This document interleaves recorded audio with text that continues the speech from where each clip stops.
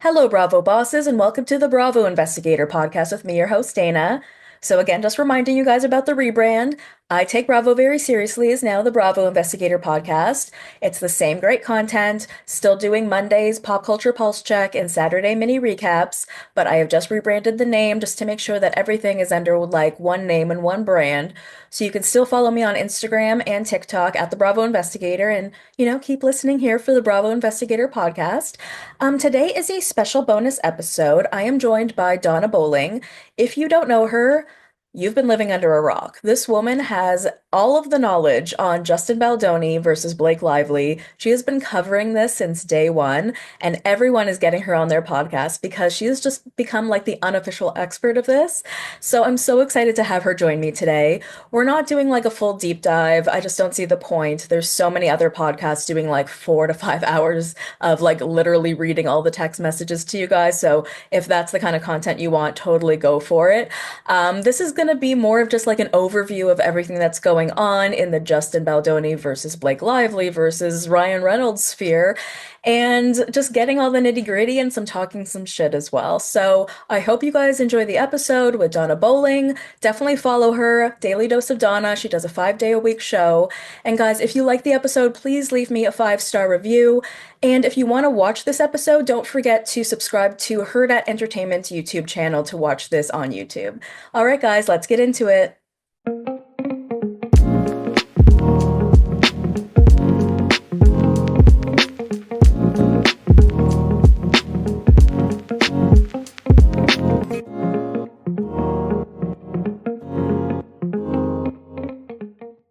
Donna Bowling, welcome to the Bravo Investigator Podcast. I am so excited to be here to investigate. Yes, we're going to investigate. So this is a bonus episode. We're going to be talking all things Justin Baldoni, Blake Lively, and I guess that includes Ryan Reynolds. And if you do not know Donna Bowling, I don't know where you guys have been because so my friend Donna, we have been talking, oh my gosh, like since the jump, I want to say like a year and a half, maybe more. We've always like chatted here and there online. And then in the last few months, we started talking on the phone. We've become so close and like we Mhm. have a lot in common. Like we both have a narcissistic parent, we have the same name. And just so, yeah, like to point out to everybody, it's Donna Bowling, but she spells her name the same way that I spell my name. And like secret undercurrent, we do have the same name because your name is really like Dana, which is your Hebrew Donna. name, which is Mhm. my Hebrew name, which I don't go by because I don't use my Hebrew name. But essentially, when I talk about you behind your back, I call you Dana. So you've just been like such a great resource to me. You've been such a good friend to me, mostly because like, when you like two people hate the same thing and then you bond over that, and then I feel Yeah. like that's been you and me. Just like we'll Aw. hate the same things in the Bravo sphere or the same people, and it's just been like such a joy getting to know you. And you have sort of just become this unofficial spokesperson or the unofficial expert of Justin versus Lively. Like, I remember being on your show end of December, and this was what, maybe a couple days after the lawsuit came out, and we were talking mostly James Kennedy, but we touched on this, and you were like, "So, what do you think of this whole thing? Because you're a Yeah. feminist, Dana." I'm like, "Yeah, yeah." So we got to believe women. We got to believe women, right? And this was maybe a couple days in, and that's when you were on board with Lively too. You were Yeah, like, because "This it is was the week awful," of Christmas. Or right? no, it was right New after Year's, Christmas, but New Year's. before New Year's. Hmm. So it was before his lawsuit, Right. Yes, it was before his lawsuit. which changed everything for me. Everything. Okay. And Yeah. you know me, Yeah. I'm a feminist and I hate the word, but like with my experience and the kind of work that I've done with sexual abuse investigations, I take that kind of thing very seriously. Sure. And over time, in looking at this lawsuit and the information that we have gotten since, I have never been so swayed towards a white man in my life. And I want to make a really important point before we get into all the nitty-gritty, because I just want to make sure that I say this. It is a very dangerous, bad thing to do to claim sexual harassment when it isn't true, because it is so rarely believed. We know this. And when you weaponize something like that against somebody, it will then affect the credibility of women forever. So then every time a woman does that, which is very rare, by the way, it's like 3% of people who lie about this kind of thing. So, hi, Blake, you're 1%. But like, so few people do this, but the people that do really ruin the importance and credibility of believing people for everyone else. You know what I mean? Because then you're like, okay, well, she lied. So how do I know so and so isn't going to lie? You know what I mean? It just sort of takes away Totally. because we are supposed to just believe people for very good reason. And so when someone weaponizes that or uses that in a negative way, ugh, I can't even put words to it because it's just so gross. Well, I think we even talked about that. I remember when we were speaking on my show, I remember you saying like the numbers, the percentages of people So who so actually rare. make this up are so small because the risk involved in not even the risk involved in like the lie coming out, but just to your own personal life when you come out is so large, meaning so many people go against you, so many people don't believe you, so many people you get victimized, you become just even the other day, I had listened to on Roni, with Bryn's story, and Another even perfect Jenna example of Lyons this had happening. mentioned, that a lot of people go after the person who claims that they were the victim. So to go through that whole experience and not be telling the truth, I mean, I do think that there are a lot of people out there that are craving that attention, actually, now that I think about it. But that is a really big thing to say, like maybe to your five girlfriends, but to go the whole route of lawsuit in a public manner when you are already a big star like a Blake Lively, now that's a huge deal. Huge deal. All right, well, let's get into some of the details. I'm not going to call this a deep dive because we don't have time. I'm literally seeing people, including you, doing like 4 hour episodes and like Yeah, there's so many deep dives that you there's can so many find deep if you dives. need. So definitely go listen to Daily Dose of Donna, which is Donna's show. But for now, I guess we'll sort of just do a summary of like everything that's going on and then talk some shit. So we And it initially changes get, every day, and it which is the changes every day. wildest thing.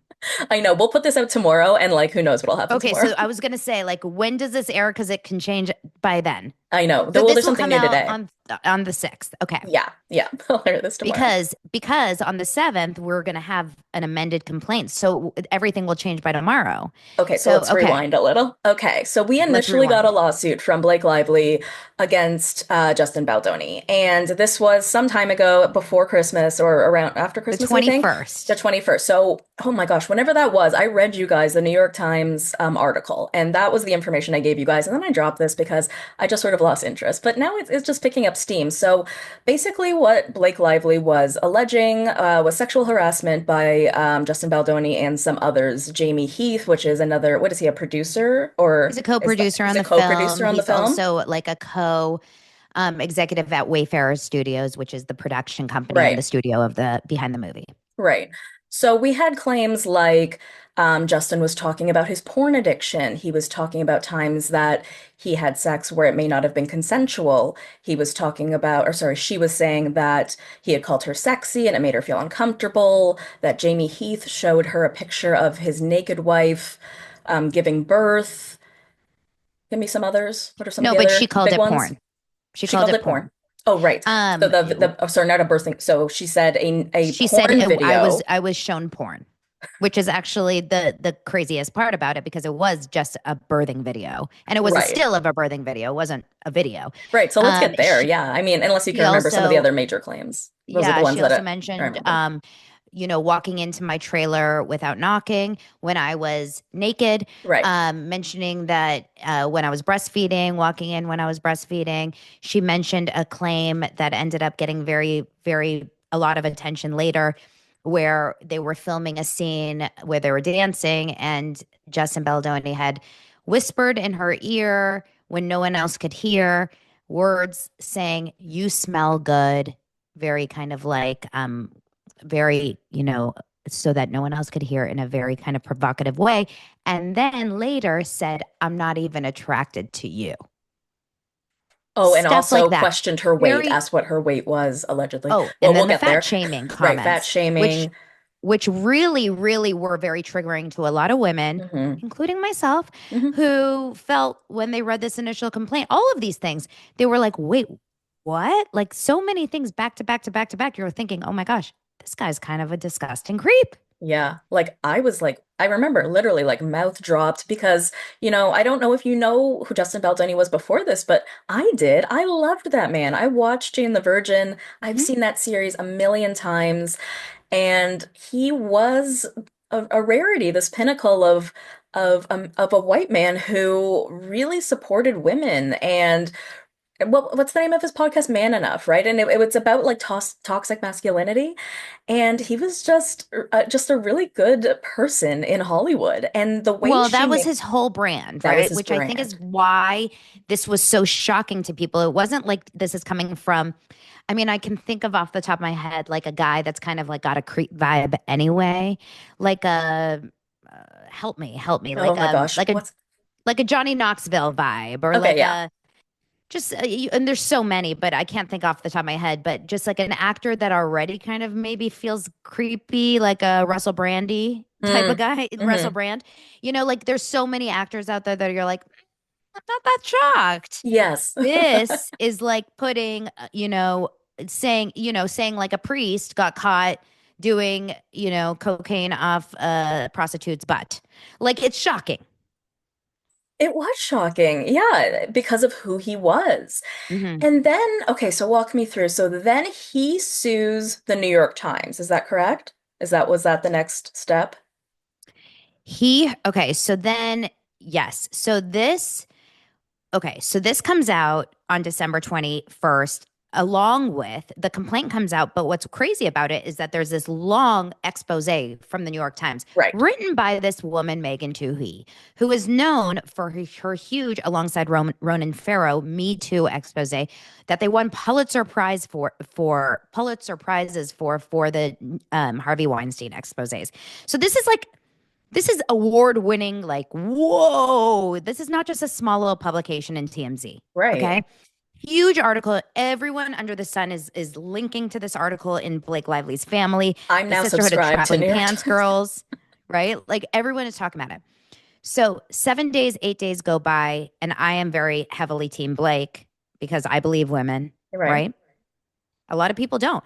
But then at the end of the day, not at the end of the day, we're hearing stuff is going to come back, but we don't know what's going to happen. Brian Friedman, Justin's attorney, is like, no, giving little hints.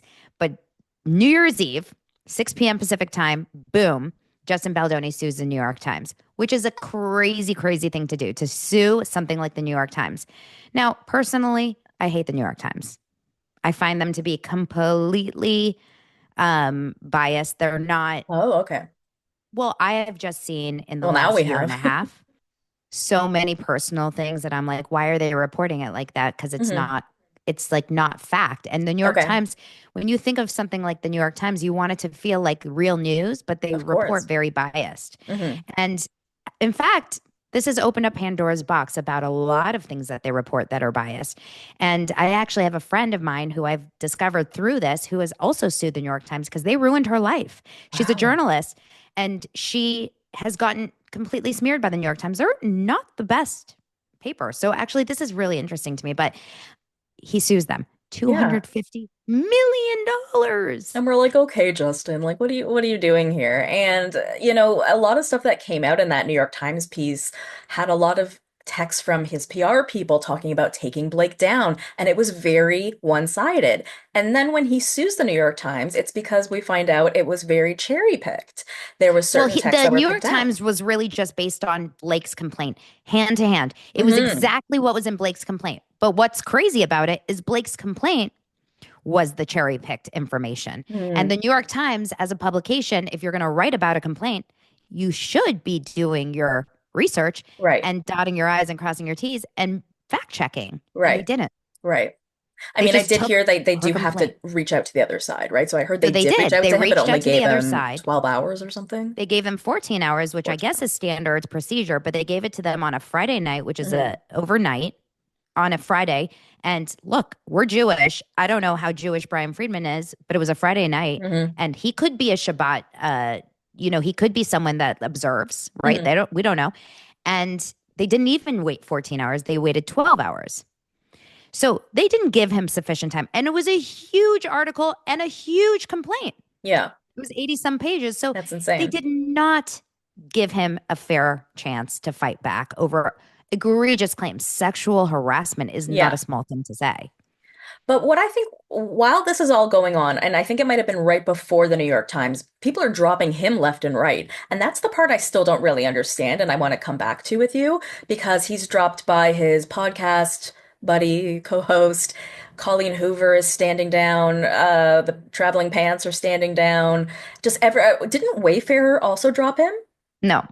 What? Wayfair is his side, and they've never left his side. So who dropped Yes. him in terms of his team? Wasn't there like a No one was it on his his? team other Oh, than okay, okay. so what happened was on during the filming of the movie, and this comes out later in his lawsuit back.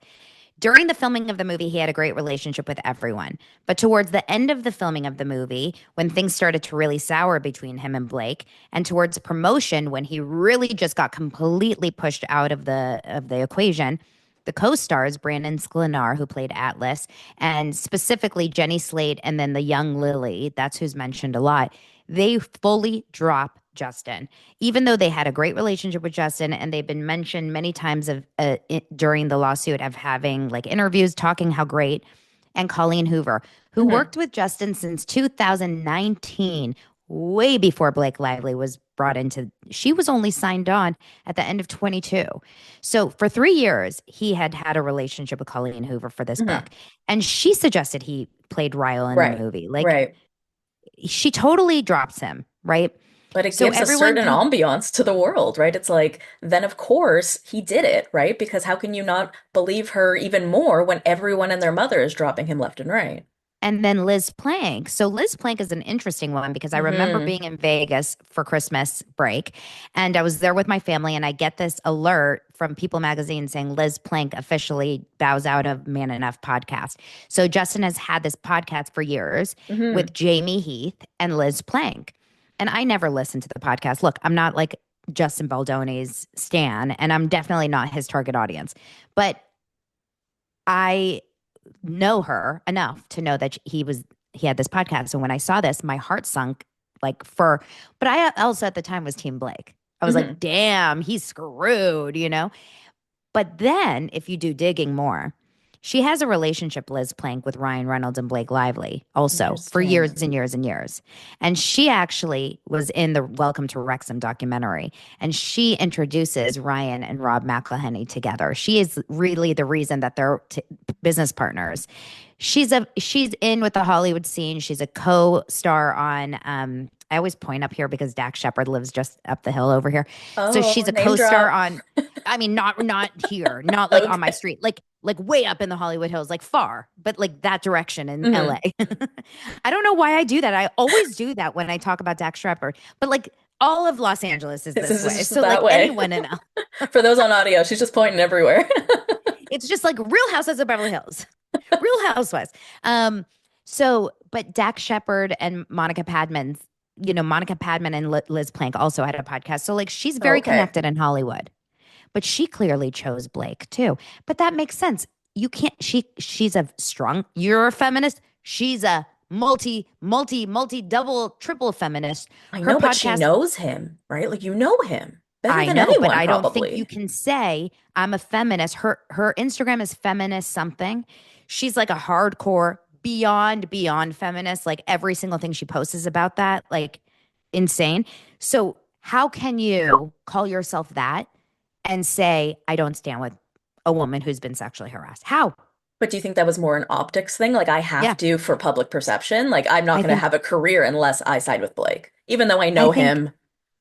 now looking back, I think every single person that stood up for Blake may have done Right. it just because of optics or playing devil's advocate now for those co-stars and for the Sisterhood of Traveling Pants, or maybe even Taylor Swift or any of those people on Blake's side, Colleen Hoover even.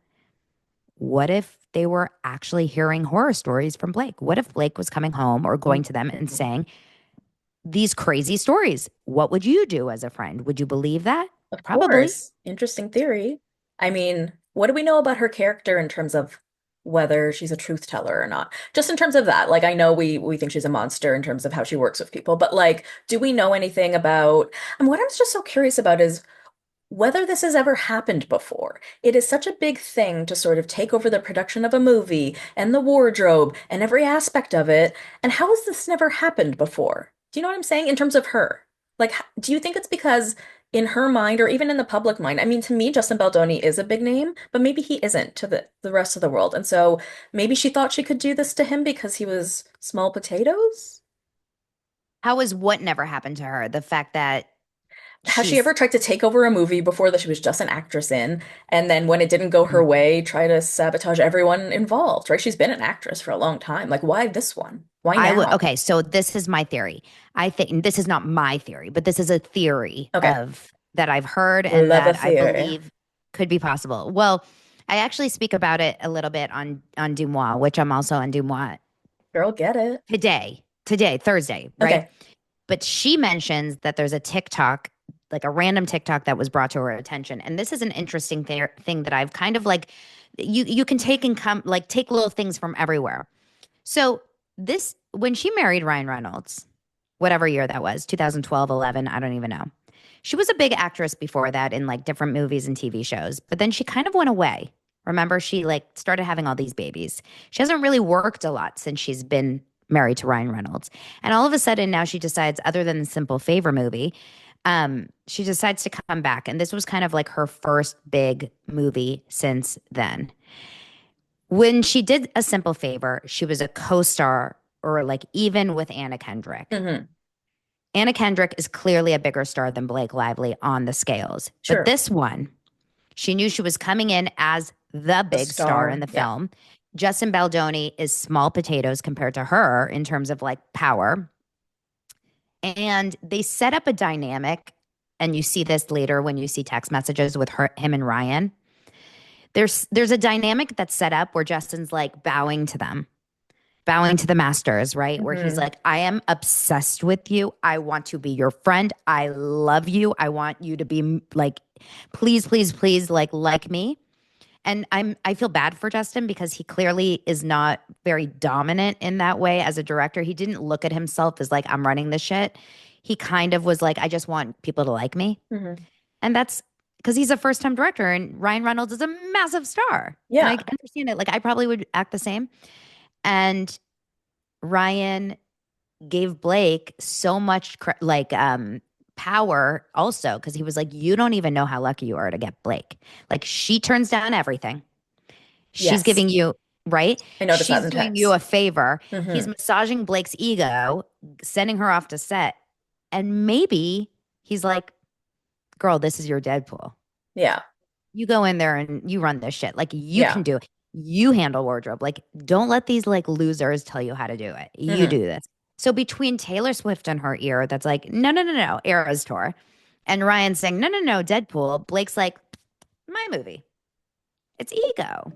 I guess, because I can't figure out any other reason.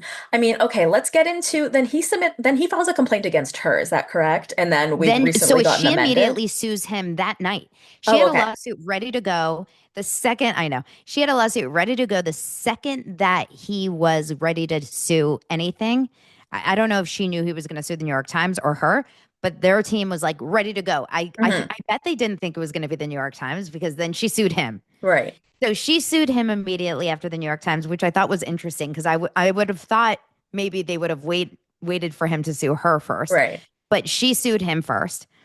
And then, of course, like 10 days later or 8 days later, somewhere around the 5th or whatever, 6th, I can't remember the dates, he sued her and Right. Ryan for $400 million in the Right. most extravagant, most incredibly like theatrical, 178-page, wonderful written lawsuit I've ever seen. I Okay, you mean, the guys. way that these things are written, I don't know. I don't read a lot of lawsuits at all, I but do. these are reading like books. Like I don't need a Kindle anymore. But I it was like very forget well Goodreads. documented and done for sure in terms of They're breaking it so down. interesting. Yeah, for sure. I mean, seriously, I'm invested in them. Are you going to become a lawyer now, Elle Woods? I already became one. What? I took my bar last week. Are you kidding? On Saturday during my 4.5 hour live, I passed the bar because You're I've joking? Oh, you're yeah, joking. well, because after you do 37 hours of, legal readings on YouTube, you pass the bar. That's the rule. I'm dead. Okay, guys, though, if you do want to watch someone read all of the text and all of the material, please, again, go to Daily Dose of Donna. And I literally watched you for 8 hours this weekend reading it instead of reading it myself because I just felt it more entertaining to watch your expressions and all of I that. was But reading it in live time, which was you because were. I was like, there's no way I'm reading this before I read it. So Mhm. you see my live reactions and some things I'm not understanding. And then I'm like, oh, and I get emotional at times. Yeah, you Like did. there's a few times where I'm like actually so sad for him.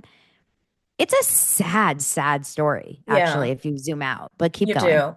So at its core, let's just debunk because first of all, in a sexual harassment matter, I've never seen someone's ability to debunk sexual harassment in so many steps in my life. Like, usually when sexual harassment happens, there's no proof of it anyway, let alone proof that it didn't happen. And I just could not believe the level of proof that Justin ended up having. So, for example, like you said, with the porn video of Jamie Heath's wife giving birth, it wasn't a porn video, it was a still image. She was covered up by the baby. And if you read the material, she said, "Oh, I do want to see it, but I'll look at it later." So she never even saw it in the first place. Calling her sexy, that was after she called herself sexy, and he did end up apologizing for it 3 times.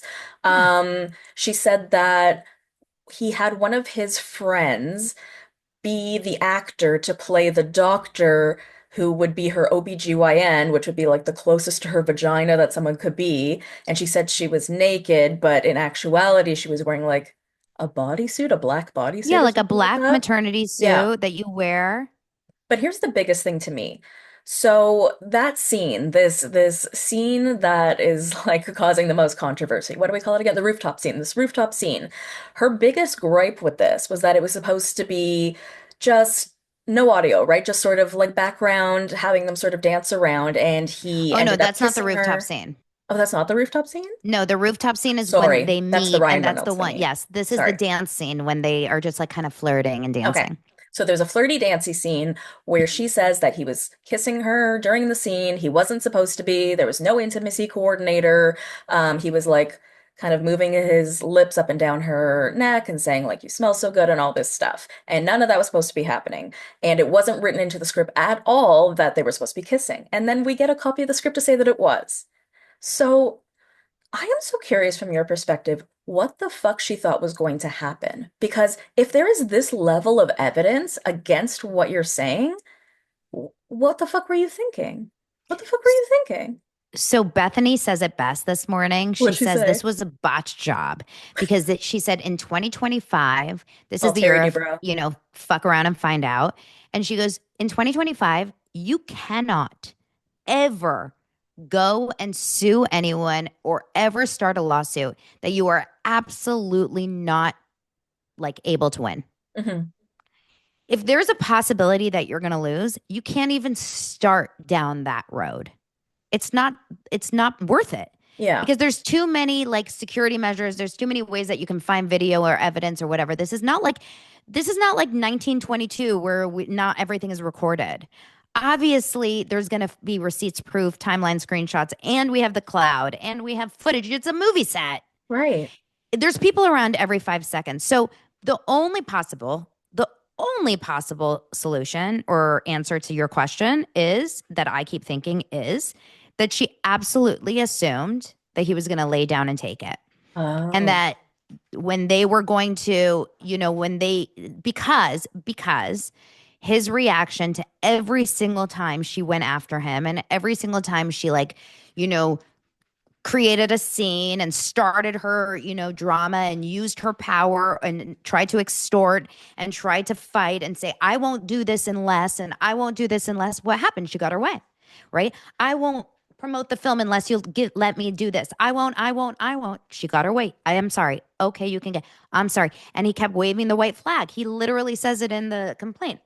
And finally, she got her way. She got everything she wanted, and they still didn't feel happy. And they still wanted that stupid apology letter. And they were like, no, you're not going to get us to read that apology letter, etc. So at the end of the day, she still didn't get what she wanted. And Justin knew it. He knew it. He even says it at the end of that last amended lawsuit that he Hmm. released this last weekend. He says in his text message to Melissa Nathan, I know what she's like, and she's not going to feel like she gets justice, like until the end, basically. And I swear, he knew this was going to happen. I don't know if he knew it was going to be sexual harassment, but he knew something was going to happen. So Right. I think they were ready for this. And I think he probably had some sort of conversation with Steve Sarowitz, who's the head of Wayfarer, Hmm. who's a billionaire, and he's so damn lucky. Because if he didn't have a billionaire in his corner, he probably would have to just live with the fact that he's a sexual harasser. Oh my God. The rest of the world, including you and I, would always think that as well.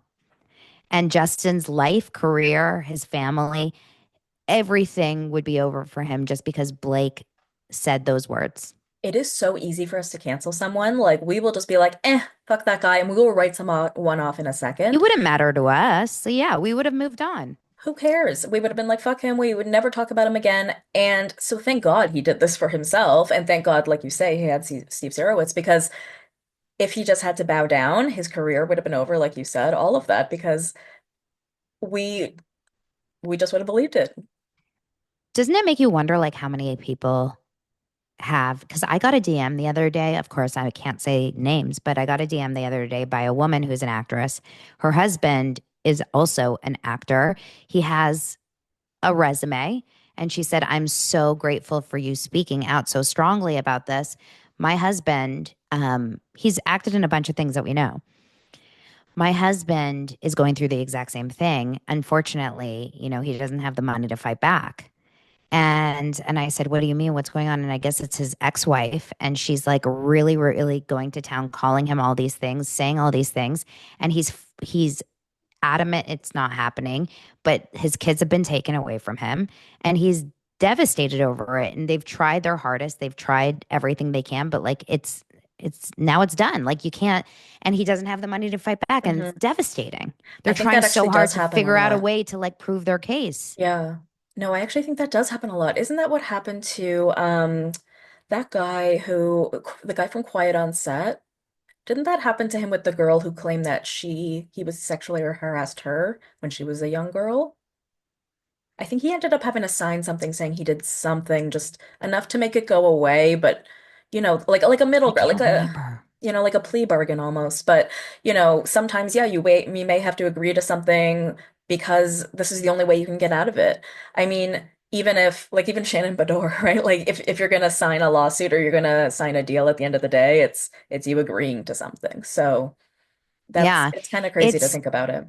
it's it's very scary that in this day and age anyone can say anything online or you know but and this is where it gets tough because you're someone, you Dana, you're, as you say, I'm a feminist, right? You're a feminist who your job is to really protect women who are victims of my We're dog. only laughing because her dog is in the picture, not Yeah, because my we're talking dog is about like sexual my abuse. dog is like it's so annoying right now. My Stop dog it. wants to be a victim of harassment.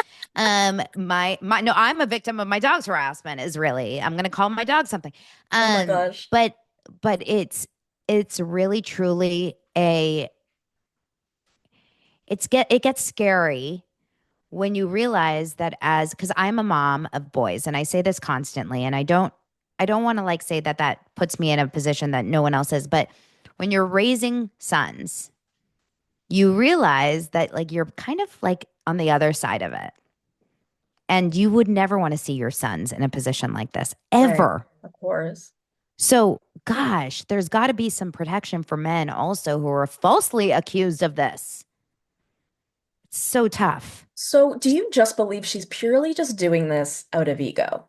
Like, or do you believe, because I've been listening to your episodes, do you still have a piece of you, or is part of your theory that Ryan Reynolds is jealous, or maybe pushed her into it, or maybe she even gave him inclinations that she felt this way, and he amped it up more like, well, that sounds like sexual harassment. And she's like, oh, okay, honey, if that's what you think. Like, do you think that there's a piece of him that's taking more on the lead on this and it's not so much her? I would say, obviously, I wasn't there. right? Like none of us were there except Justin and her. And it sounds like the two of them were never really alone other than when they were getting along. Like none of Hmm. these things really happened when they were alone. So other people were always there. Um, so there's got to be witnesses and people coming out that can like corroborate or whatever. I do not think he actually sexually harassed her. No, in my heart, I don't. However, she may have felt sexually harassed in Sure. moments, or she may have just felt uncomfortable. Because I do think there's a part of him, just from hearing his voice note and just kind of watching some of his podcasts, because they're all up online and seeing his interviews, she and he do not communicate the same. Like if you watch her interviews and if you watch the way she communicates, um, yeah, like in her press interviews, she's got I'm just going to call it out. Like her sense of humor and her communication style is it's very surface. It's kind of like sarcastic, dry, but not funny. Like Hmm. it's not my style at all. Justin is deep. Hmm. He's deep. He's intense. He's very emotional. He's very vulnerable. He gets like really to like even just leaving in that voice note. Like she tries to be kind of funny and like flirty in a weird like she's super flirty in those text messages if you go Yeah. back with like yummy and playful and ball busting and Not never with the with teeth. teeth, and yeah. It's and then he communicates very differently where he'll be like, "Oh, I was crying all day," or "Thank you so much." Like he'll use a lot more emotional language, I guess, and Very she uses a emotional. lot more dragony language. I don't even know what to call it. It's Yeah, there odd I the mean language she uses. so it's very possible that they just didn't connect. So it could be a mix of she and he just didn't vibe. So maybe some things he did, she felt like, oh, that's kind of weird. Or or Ryan was a little bit like, what's his deal? Maybe he saw a text or saw or heard a voice note or saw something. And or maybe Justin wasn't giving her everything she wanted, which gave her frustration, which made her say, WTF, you're not like being my biggest fan. That's not cool. Now Hmm. I'm not your biggest fan.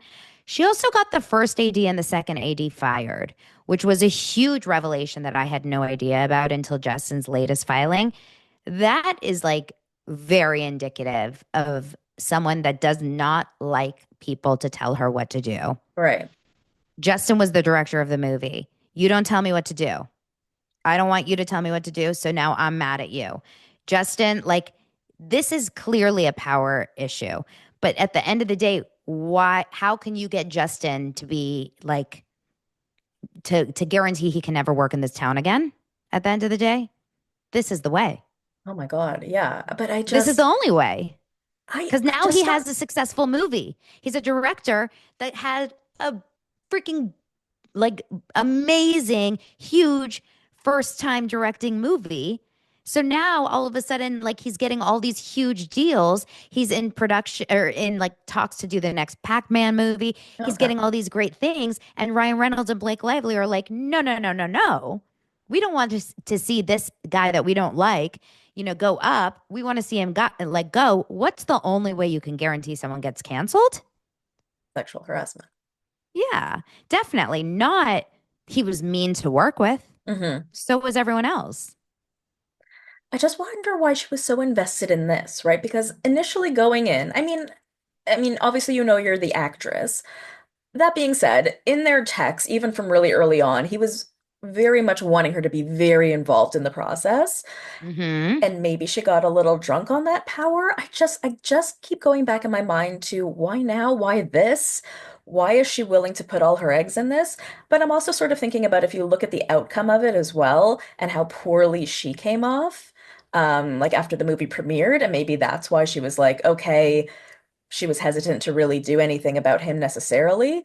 But then once she was getting bad press, and like not like talking about alcohol or having her what's that brand, her boozy Her brand hair of care. her hair care involved in the movie and just dealing with it in a more flowery sparkly way and not really doing press in Grab your terms of domestic florals or grab your abuse. girlfriends, bring your florals. Right, so maybe once that didn't really jive with the public and she saw herself having a little bit of a downfall, she's like, okay, then I need to take him down so I can go back up. Yeah, 100%. I mean, it wasn't getting much better either because, but all she needed to do was just lay low. That's Hmm. all that needed to happen. Like with these things, time just works, right? So Simple Favor 2 was coming out. It's coming out in February or South by Southwest time, whenever that is. I have no idea when that is, but I mean, it was just announced yesterday, the second Hmm. Simple Favor. But had she just waited just quietly for another month or two and just kind of went under the radar. I mean, she could have showed up at the Super Bowl with Taylor Swift next week or this Right. weekend. And it could have been a great like reentry and hanging out with Taylor Swift. If she just was quiet, it would have been 1,000 times better for her. But Justin explains her personality so well in the complaint that these kinds of people, like, they don't understand that they're wrong. Like, she probably still right now in this moment thinks that she is in the right, that she needs to be vindicated, that the judge probably, I think in her mind, even if the judge, like, at the end of the day, like she loses and, or if they settle and she has to settle or whatever, I think no matter what, at the end of the day, she's going to think that she was wronged. Hmm. Like, I don't think she's ever going to think, oh God, I messed up. Hmm. You know Because those people? sure, and she has those people behind her. I don't know if Taylor's, Yes, you might say people. she's backing away, but at least she has Ryan who's in her ear saying, "You're right, you're right, you're right." I'm sure she has many more that are, confirming for her that no matter what, she's right. And you're right, because you are a person who has been canceled a few times, as you've told me. So, Probably you know, today. you're not being canceled today. Right Why? now, at this moment, I'm getting canceled. I'm sure of it. Why? What'd you do today? Oh, it's just something. But I'm just saying, like you said, if she had just waited a little bit, because it was just a little bad press outside of the movie. It wasn't terrible. And she would have picked back up with A Simple Favor too. But instead she did this. And I think this is so insanely detrimental. Like, Oh, don't, she's I don't think you can canceled. recover. Ryan Reynolds is canceled. Like, this is so wild. Like, Ryan Reynolds, Van Cindy Reynolds, like, he's from Vancouver. He's from Canada. He used to be on It's, this you know what's show, Two interesting Guys, a about Girl, and a Ryan? Pizza Place. I don't know if it's going to last forever for Ryan. I think No. Ryan's going to get a little bit notches taken down, and I think it's going to leave a mark for women, especially. I will never look at Ryan Reynolds the same. I will always struggle to see him as like a positive, happy-go-lucky guy, which is his bread and butter. Hmm. He loves that vibe. I'm always going to think of him as the way Martha Stewart described him when she said this on a game show. She said, he's my neighbor. And shockingly, he's actually not funny in real life. He's very serious in real life. And Oh. when she said that, yeah, and she didn't make it sound like he was a nice guy. She made it sound like, it's that Ellen DeGeneres vibe where it's like, really be kind, dance on TV, and then like beat your staff up behind the scenes type of vibe. Yeah. Like the Ellen DeGeneres rumors. No, I know I just didn't get that vibe from Ryan Reynolds. I would Well, have picked him this as is being a what hilarious home man. everyone thought this until this opened Pandora's box, which was the worst mistake they ever could have made because had Hmm. this not happened, we wouldn't go digging. All of a sudden, I'm listening to an Alanis Morissette album from 2011 that I never had heard of, and I'm hearing the lyrics, finding out that Ryan Reynolds is a horribly controlling boyfriend and husband. I had no idea he was. I I had didn't know no that idea either. that Ryan Reynolds got the director from Deadpool after the first Deadpool one, had him leave the movie because they totally could not connect because the first Deadpool I didn't know director that. said he did not want to collaborate. He was like, he took over control. Yes, I this did is not know all this. like Ryan Reynolds is actually a horrible human being This is on set, wild. from what I'm hearing. And look at the period of time from the time that this started to now. We're talking like 6 weeks. Look at how far these people have been taken down in 6 weeks. From America's Sweetheart Couple, they were. We Hmm. loved, I mean, if you were to say, like, what's your favorite celebrity couple? I would probably say them. They're so cute. Like, who's the cutest celebrity couple? Sure, Blake Lively and Ryan Reynolds. They're so cute. And 6 weeks later, it's no one will ever look at them the same again. I don't know if they will ever work again. Hmm. He might, like you said, but he'd have to sort of distance himself from her. I mean, obviously they're married, but like in terms of, public appearances and that kind of thing, and probably stop posting photos together. He'll have to slowly do that and he'll be able to come back, but I don't think she will. I think she's It's ruined her career. literally, it's literally detrimental for her. And I Mhm. pray for him, for Justin, because even if, and here's the craziest part, even if every single thing that she claims he did, which we know some of them are not true already, like they've been, right? Debunked. Even if every single thing she claimed he did was true, it's really not that bad in the world of sexual harassment.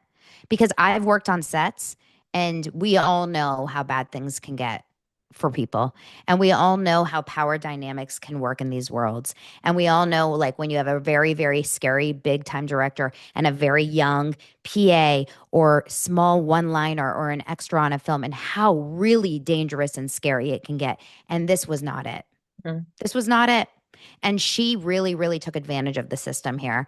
And unfortunately, because of her, I think personally, I feel confident saying no matter what, even if every claim she said was true, it was not, the juice would have not been worth the squeeze here. Right. Because I'm sorry, I've worked on so many sets. Do you know how many times sex has been talked about around me? Blowjobs, fellatio. I mean, it's like, what? Porn? Do you know how many times like sexy those were?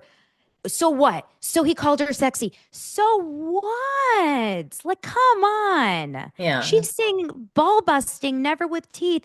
She's saying I'm flirty, I'm yummy. Like, let's be for real. Are you not Yeah. a grown up? Oh, wait, can you explain the clit test to me? Because I didn't fully The understand it. clit test, my Okay, favorite let's part touch of on the whole that. thing. Explain this to me. But this is the craziest part, the intimacy coordinator. And Ryan Reynolds loves an intimacy coordinator, but an intimacy coordinator is hired on a film whenever there's sexual scenes of sexual nature. And Justin Baldoni, my friend Justin Martindale, has just texted me, and I just saw his name recently. So I'm like, Justin Baldoni sent um sent Blake a text message. Of course, he needed a intimacy coordinator, and he's also very, very like pro, the safety of women and looking at things through a female gaze. Like, Mhm. this is his thing. Yeah. He optioned this book because of the DV aspect. Like, he's not messing around when it comes to this stuff. He mentions to Blake Lively before production, hey, I found our intimacy coordinator. Let's get together with her. Like, when are you free to get together with her before production so we can go over notes about our scenes? But is it Because normal to there's, do it before? Because she ends up saying, okay, no, I'll meet her the day of on set. Is that I don't know about, and I wanted to ask you as somebody who's been on sets, is it normal to just to do it before, or can you not just do it the day of? I've never had sex scenes that I've worked on because I've only worked on like sitcoms and Okay. like kids type shows. So I've never worked in sex scenes, but I would imagine there's rehearsals that, yeah, you kind of have to like kind of block those things out.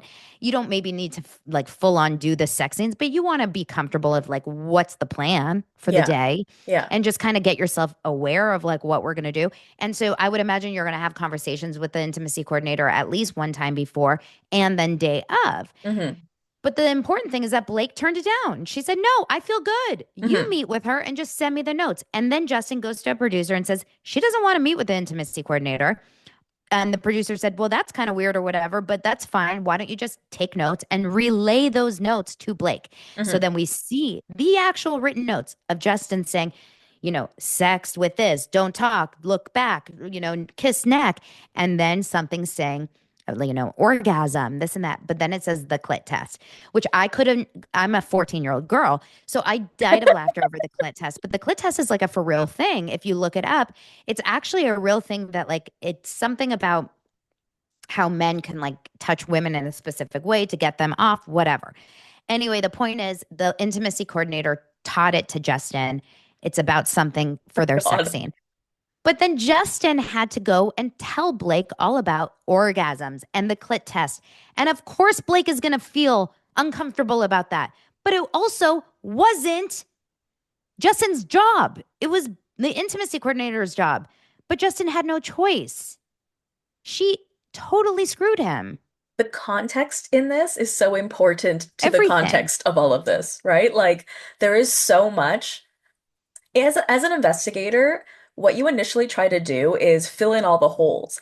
And you sit there, you look at the information that you have, and then you say, okay, who, what, when, where, why? Who, what, when, where, why? Who, what, when, where, why? Do I have it? Do I not? And what do I still need to ask, right? And in this situation, it's almost like you've got like Blake's points and then like bing, Justin, bing, Justin, bing, Justin in between all of Blake's points because he has all of that context and proof and material to show the that it wasn't the way she is portraying it, Yep. you know? Exactly. So like Brian Friedman, Justin's attorney, is who I would want on my side for every single case for this because he's done such an incredible job of saying we are not going to get walked all over here. This has ruined my client, devastated him emotionally, mentally, and financially. And it will live with him forever as a stain. I'm sure you know this. Like there are people who actually deserve this kind of stain for the rest of their lives. James Kennedy. But there's people that I don't believe do. Hmm. And there's like Justin may have become a little bit maybe inappropriate with his words. So he can learn. He can learn. And I was saying on my show, Dana, yesterday that I have a friend that works at a very big, well, she works at William Morris, okay? She Hmm. works at the agency. And she didn't work with any of these people. She's not on any of their teams. But when we were speaking about this, she said, I have clients that have felt uncomfortable with their directors before, that haven't liked their directors and have felt like it's getting a little weird. So Hmm. they specifically come to us, their agents, or to the union or whoever, and they say, I need a little buffer. Hmm. And we set them up, we get them someone to like help, get them someone on set to like be with them, someone to kind of just like almost be like a guardian, Support. Okay. always to be with them. Hmm. That's all it would have taken. All she needed to do was make one call to her agent or one call to the union rep and say, listen, I have a director that's just pushing boundaries a bit. He's making me feel uncomfortable. And that's it. Listen, that's all it would have taken. He said, he's saying sexy to me. It's making me feel a little weird. And they would have said, no problem. But weren't we past that? Because there was that period of time at the beginning where there was the list of demands that she said she would not accept any more of, one of which was calling her sexy, I assume, or making sexual comments to her. Yeah, So, there was a big list of demands that came, the 17-point list of demands that came um right in the middle of production. Yes. right. So he said, okay, great, I won't do those things anymore. And there were no more problems since then. So Yeah. why then sue him after the fact? He agreed to not do it. He didn't do it. And there, yeah. No, none of it makes sense. That's awful. Okay, It's wait. So very today's upsetting. Wednesday. This is the latest, I guess. So our very latest is a TMZ article saying that Blake Lively is sued by crisis PR firm in Justin Mhm. Baldoni legal drama. So now this is which crisis PR firm is this? Is this the same as the So Melissa Nathan people? no. Okay. So there's a guy, Jed Wallace. Um, there is a guy, Jed Wallace, who is mentioned in her complaint and not mentioned in her lawsuit, which is really interesting. And we've all been questioning this. Okay. This guy, Jed Wallace, is apparently someone that Melissa Nathan, who's this crisis PR girl who was hired by Justin's PR team, his regular PR team, who was hired in to basically protect Justin against this crisis situation. Now, Melissa Nathan is the famous person that used to rep Johnny Depp during the Amber Heard drama. She's amazing, I think. She seems amazing to me. Like, I would bring her in too. But she never really had to do her job. That's the Hmm. thing. She came in, and apparently she also hired, she didn't actually even hire him, but she brought in Jed to propose an option of if A, B, and C happens, then we can go ahead and do A, B, and C. Hmm. They never actually did it. They never actually enacted the plan. And Right. the plan would have been to really incorporate some social, media incorporation. But Hmm. they never did it Right. because what happened was organically Blake was getting all that crazy bad press.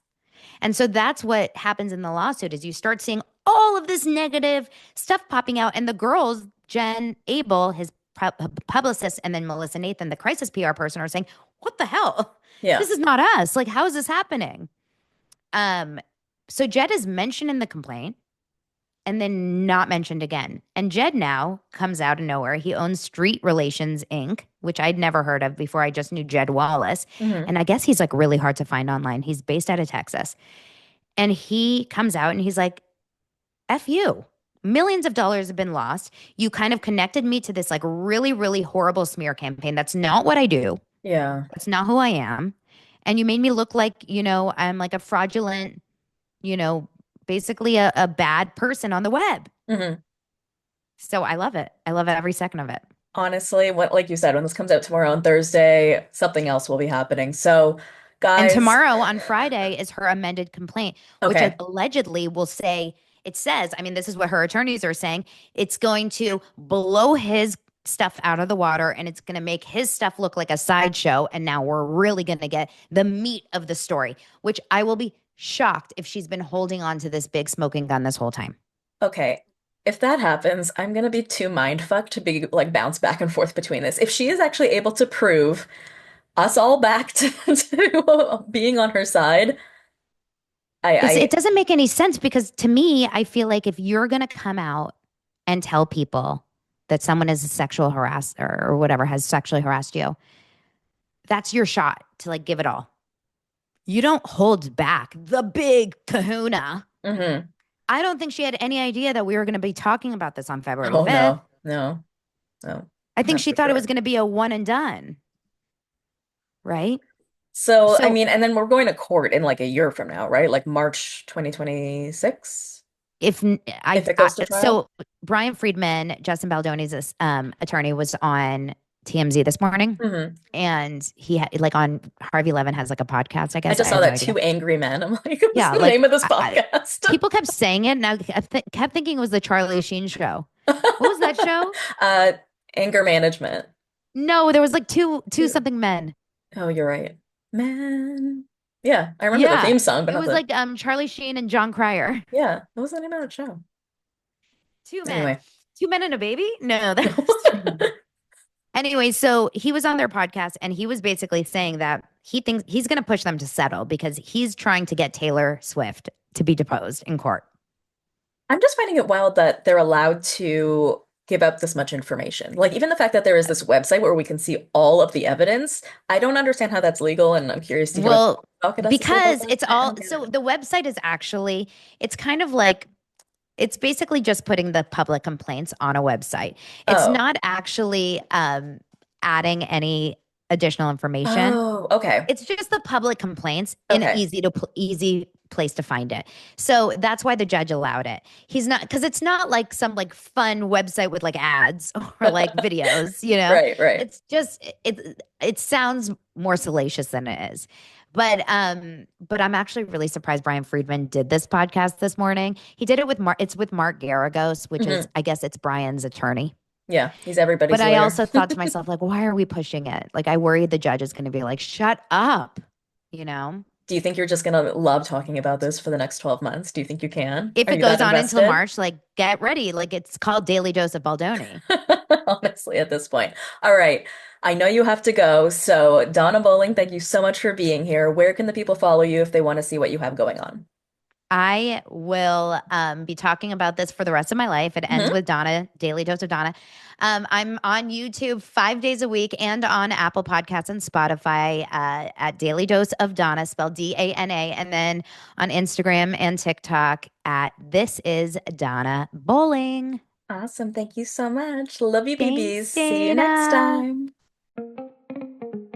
Thank you for listening to the Bravo Investigator Podcast in partnership with Hurrdat Media. You can watch full-length videos on Hurrdat Entertainment's YouTube channel. Follow me on Instagram and TikTok at the Bravo Investigator. If you enjoy the show, please leave me a 5-star review. Love you, BBs. See you next time. A Hurrdat Media Production.